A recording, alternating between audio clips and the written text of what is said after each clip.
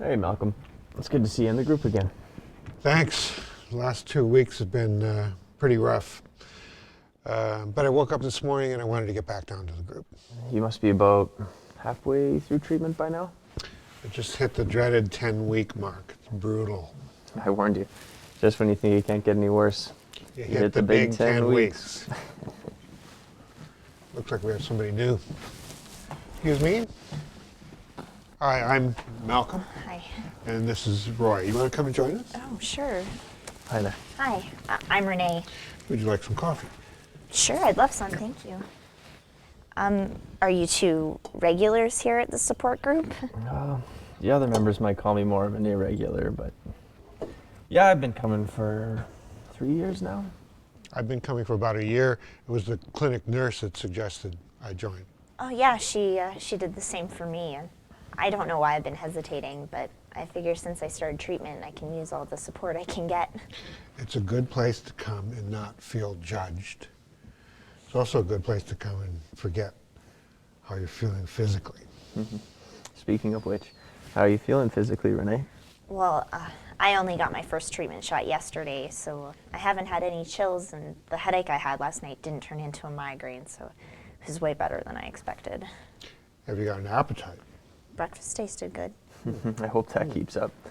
I remember the first time I went through treatment, even the thought of food started to turn my stomach. And must have lost 60 pounds. I was so chilled that first day. I was shivering. It didn't matter how many blankets I piled on top of myself. My body went into shock. The drugs are strong. You said the first time you went through treatment? Yeah, that's right. Been through it 3 times. The second time was a bit easier. I think my body had a better idea of what to expect, and then the third time was even easier. Whatever problems I was having didn't stop me much at all. You've been through treatment 3 times. Haven't cleared the virus yet. The World Health Organization says there's a cure with the right treatment. I guess I'm the exception that makes the rule. But I mean, you have friends who've gotten through, and they're constantly working on research for new treatments, so yeah, it's been 3 times, but I'm still hopeful. Roy's kind of my hero. Whenever I start feeling sorry for myself, I just think about what he's done and I immediately feel better. Thanks, man. Anyway, that's my story, and I'm sticking to it. Or stuck with it. Depends on how you look at it. Sounds like you two have done that bit before. Classic Roy.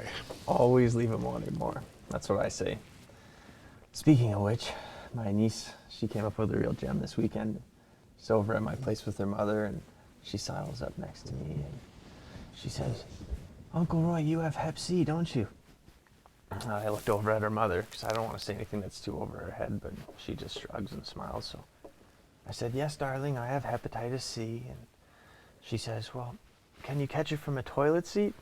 And I'm just happy the conversation's not getting too serious, but I said, "No, you can't catch it from a toilet seat." And she goes, "Oh, well, that's a relief, because I really have to pee." Takes pee and runs off, eh? Yeah. It's never too early to explain the disease to kids. Hepatitis C is something we have. It's not who we are. Cheers to that.